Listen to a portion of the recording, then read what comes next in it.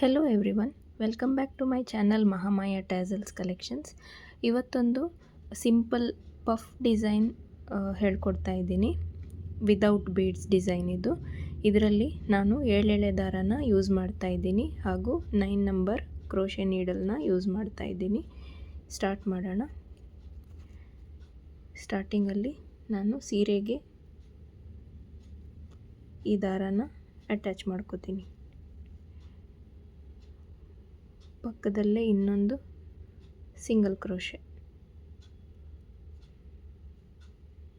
ಅಲ್ಲಿಂದ ಸೂಜಿ ಮೇಲೆ ಒಂದು ಸಲ ದಾರ ಸುತ್ತಕೊಂಡು ಒಂದು ಹಾಫ್ ಇಂಚ್ಗಿಂತ ಸ್ವಲ್ಪ ಒಳಗಡೆನೆ ಈ ಥರ ಒಂದು ಡಬಲ್ ಕ್ರೋಶೆನ ಮಾಡ್ಕೋತೀನಿ. ಸ್ವಲ್ಪ ಉದ್ದಕ್ಕೆ ಡಬಲ್ ಕ್ರೋಶೆನ ಮಾಡ್ಕೋಬೇಕು.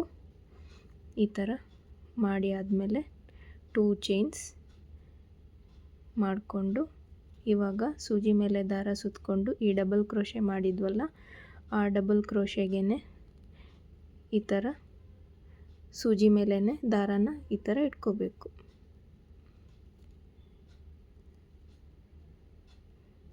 ಮೂರು, 4,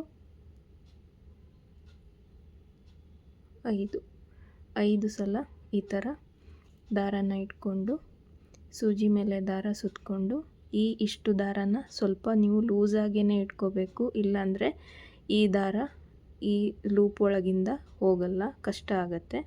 ಸ್ವಲ್ಪ ಲೂಸಾಗಿ ಇಟ್ಕೊಂಡ್ರೆ ತುಂಬ ಈಸಿಯಾಗಿ ನಿಮಗೆ ದಾರಾನ ಪಾಸ್ ಮಾಡೋಕ್ಕೆ ಆಗುತ್ತೆ. ಎಲ್ಲ ದಾರದಿಂದ ಪಾಸ್ ಮಾಡಿ ಆದಮೇಲೆ ಈ ಥರ ಒಂದು ಲಾಕ್ ಮಾಡ್ಕೋಬೇಕು. ಇವಾಗ ಅಲ್ಲಿಂದ ಪುನಃ ಸೂಜಿ ಮೇಲೆ ದಾರ ಸುತ್ತಕೊಂಡು ಅದೇ ಪಾಯಿಂಟಲ್ಲಿ ಫಸ್ಟ್ ಡಬಲ್ ಕ್ರೋಶೆ ಮಾಡಿದ್ವಲ್ಲ, ಅದೇ ಪಾಯಿಂಟಲ್ಲಿ ಹೋಗಿ ಈಗ ಮತ್ತೊಂದು ಡಬಲ್ ಕ್ರೋಶೆನ ಮಾಡ್ಕೋತೀನಿ. ಅಲ್ಲಿಂದ ಪುನಃ 2 ಚೈನ್ಸ್ ಮಾಡಿಕೊಂಡು ಪುನಃ ಅದೇ ಥರ ಪಫ್ ಡಿಸೈನ್ನ ರಿಪೀಟ್ ಮಾಡಬೇಕು.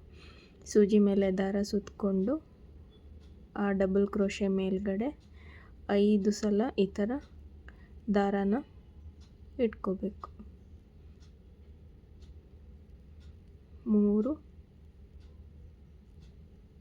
4,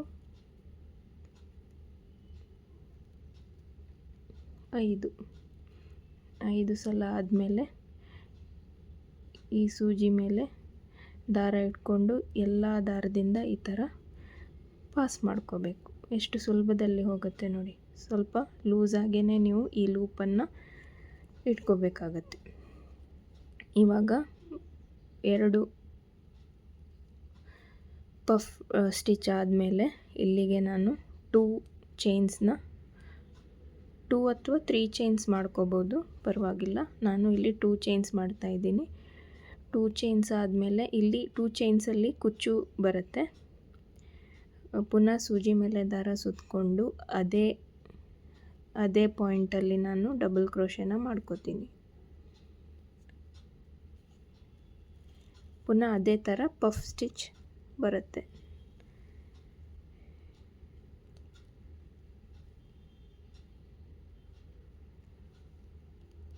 ಎರಡು, 3, 4,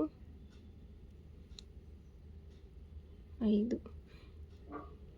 ಬಿಗಿನರ್ಸು ಸ್ಯಾಂಪಲಲ್ಲಿ ಒಂದು ಸಲ ಈ ಥರ ಪ್ರಾಕ್ಟೀಸ್ ಮಾಡ್ಕೊಳ್ಳಿ. ಪಫ್ ಸ್ಟಿಚ್ಚು ಒಂದೇ ಸಲ ಪಫ್ ಸ್ಟಿಚ್ ಬರಲ್ಲ, ಪ್ರಾಕ್ಟೀಸ್ ಬೇಕು. ತುಂಬ ಸಲ ಟ್ರೈ ಮಾಡಿ, ಬರುತ್ತೆ. ಈ ಥರ ಲಾಕ್ ಮಾಡ್ಕೋಬೇಕು. ಒಂದು ಆರ್ಚಲ್ಲಿ 4 ಪಫ್ ಸ್ಟಿಚಸ್ ಬರೋ ಥರ ಮಾಡ್ತೀನಿ. ಪುನಃ ಅದೇ ಸ್ಟಿಚ್ ಮೇಲ್ಗಡೆ ಇನ್ನೊಂದು ಡಬಲ್ ಕ್ರೋಶೆ ಆದಮೇಲೆ 2 ಚೈನ್ಸ್ ಆದಮೇಲೆ ಪುನಃ ಸೂಜಿ ಮೇಲೆ ದಾರ ಸುತ್ತಕೊಂಡು ಈ ಡಬಲ್ ಕ್ರೋಶೆಗೆ 5 ಟೈಮ್ಸ್ ಈ ಥರ ದಾರಾನ ಇಟ್ಕೊಂಡು ಪಫ್ ಸ್ಟಿಚ್ನ ಮಾಡಿಕೊಳ್ಳೋದು.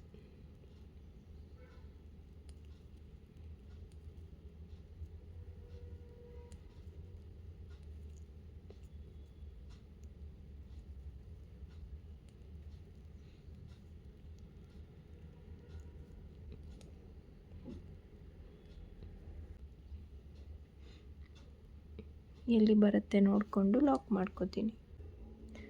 ಇಲ್ಲಿ ಪಫ್ ಸ್ಟಿಚ್ ಆಗಿ ಲಾಕ್ ಮಾಡಿ ಆದಮೇಲೆ ಸೂಜಿ ಮೇಲೆ ದಾರ ಸುತ್ತಕೊಂಡು ಪಕ್ಕದಲ್ಲೇ ಒಂದು ಹಾಫ್ ಡಬಲ್ ಕ್ರೋಶೆನ ಮಾಡ್ತೀನಿ.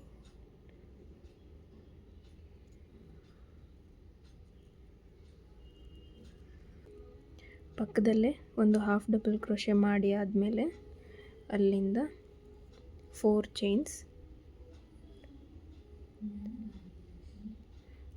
ಚೈನ್ಸ್ ಮಾಡಿಕೊಂಡು ಈ ಹಾಫ್ ಡಬಲ್ ಕ್ರೋಶೆ ಸ್ಟಿಚ್ ಇದೆಯಲ್ವ ಅದರ ಮಧ್ಯದಲ್ಲೇ ನಾನು ಸೂಜಿನ ಹಾಕಿ ಲಾಕ್ ಮಾಡ್ಕೋತೀನಿ. ಸ್ಟಿಚ್ ಮಧ್ಯದಲ್ಲೇ ಸೂಜಿ ಹಾಕ್ಕೋಬೇಕು.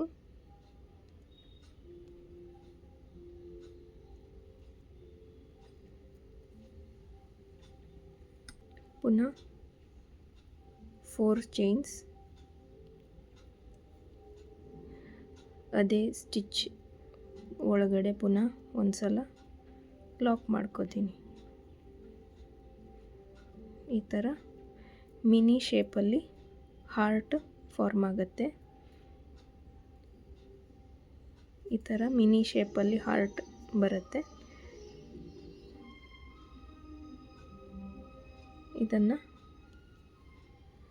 ಎಲ್ಲಿ ಬರುತ್ತೋ ಅಲ್ಲಿ ಲಾಕ್ ಮಾಡಿಕೊಂಡು ಪುನಃ ಇನ್ನೊಮ್ಮೆ ಪಕ್ಕದಲ್ಲೇ ಎಲ್ಲಿ ಸಿಂಗಲ್ ಕ್ರೋಶೆ ಮಾಡಿರ್ತೀವೋ ಅದ್ರ ಪಕ್ಕದಲ್ಲೇ ಒಂದು ಹಾಫ್ ಡಬಲ್ ಕ್ರೋಶೆನ ಮಾಡ್ಕೋಬೇಕು. ಅಲ್ಲಿಂದ ಪುನಃ 4 ಚೈನ್ಸ್ ಮಾಡಿಕೊಂಡು ಆ ಸ್ಟಿಚ್ ಒಳಗಡೆಯಿಂದ ಸೂಜಿನ ತಗೊಂಡು ಬಂದು ಲಾಕ್ ಮಾಡ್ಕೋಬೇಕು. ಪುನಃ 4 ಚೈನ್ಸ್. ನೀವು ಸಿಂಗಲ್ ಕ್ರೋಶೆ ಸಹ ಮಾಡ್ಬೋದು, ಆದರೆ ಸ್ವಲ್ಪ ಚಿಕ್ಕದು ಹಾರ್ಟ್ ಶೇಪ್ ಬರುತ್ತೆ. ಇದು ಸ್ವಲ್ಪ ಮೀಡಿಯಮ್ ಸೈಜಲ್ಲಿ ಬರಲಿ ಅಂತ ನಾನು ಹಾಫ್ ಡಬಲ್ ಕ್ರೋಶೆನ ಯೂಸ್ ಮಾಡಿದ್ದೀನಿ. ಇವಾಗ ಅದೇ ಸ್ಟಿಚ್ ಒಳಗಡೆ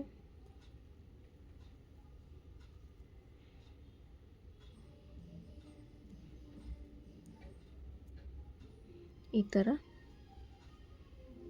ಸ್ಟಿಚ್ಚನ್ನು ಮಾಡ್ಕೋಬೇಕು.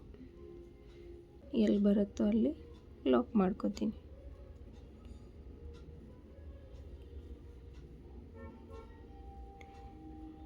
ಬೇಕಾದರೆ ಬೀಡ್ಸ್ ಹಾಕ್ಕೋಬೋದು.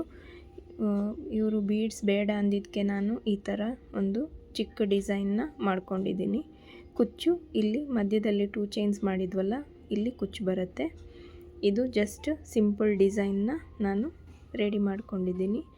ನೀವು ನಿಮಗೆ ಯಾವ ಥರ ಐಡಿಯಾ ಬರುತ್ತೋ ಆ ಥರ ನೀವು ಇಲ್ಲಿ ಮಾಡ್ಕೋಬೋದು. ಜಸ್ಟ್ ಸಿಂಗಲ್ ಕ್ರೋಶೇಸ್ ಮಾಡ್ಬೋದು, ಇಲ್ಲ ಹಾಫ್ ಡಬಲ್ ಕ್ರೋಶೆ ಮಾಡಿ ಪಿಕೋ ಮಾಡ್ಕೋಬೋದು, ಸಿಂಗಲ್ ಕ್ರೋಶೆ ಮಾಡಿನೂ ಪಿಕೋ ಮಾಡ್ಕೋಬೋದು. ನಿಮಗೆ ಯಾವ ಥರ ಐಡಿಯಾ ಬರುತ್ತೋ, ಯಾವ ಸೀರೆಗೆ ಹೇಗೆ ಮ್ಯಾಚ್ ಆಗುತ್ತೋ ಆ ಥರ ನೀವು ಮಾಡ್ಕೋಬೋದು. ಇದು ಜಸ್ಟ್ ನಾನು ಡಿಫ್ರೆಂಟಾಗಿ ಕಾಣಿಸುತ್ತಲ್ವ ಅಂತ ಈ ಥರ ನಾನು ರೆಡಿ ಮಾಡ್ಕೊಂಡಿದ್ದೀನಿ. ನಿಮಗೆ ಕುಚ್ಚು ಕಟ್ಟಿ ಯಾವ ಥರ ಬರುತ್ತೆ ಅಂತ ತೋರಿಸ್ತೀನಿ. ಕುಚ್ಚು ಕಟ್ಟಿ ರೆಡಿಯಾಗಿದೆ. ನಾನು ಕ್ರೋಶನ ಬಾರ್ಡರ್ ಕಲರಲ್ಲಿ ಮಾಡಿದ್ದೀನಿ, ಹಾಗೂ ಕುಚ್ಚನ್ನು ಬಾಡಿ ಕಲರಲ್ಲಿ ಪೇಸ್ಟಲ್ ಶೇಡ್ಸ್ ಇದೆ, ಆ ಶೇಡ್ಸನ್ನು ಯೂಸ್ ಮಾಡಿ ಆಲ್ಟರ್ನೇಟಾಗಿ ಕುಚ್ಚನ್ನು ಈ ಥರ ಕಟ್ಕೊಂಡಿದ್ದೀನಿ. ಈ ಡಿಸೈನು ವಿದೌಟ್ ಬೀಡ್ಸ್ ಆಗಿರುತ್ತೆ.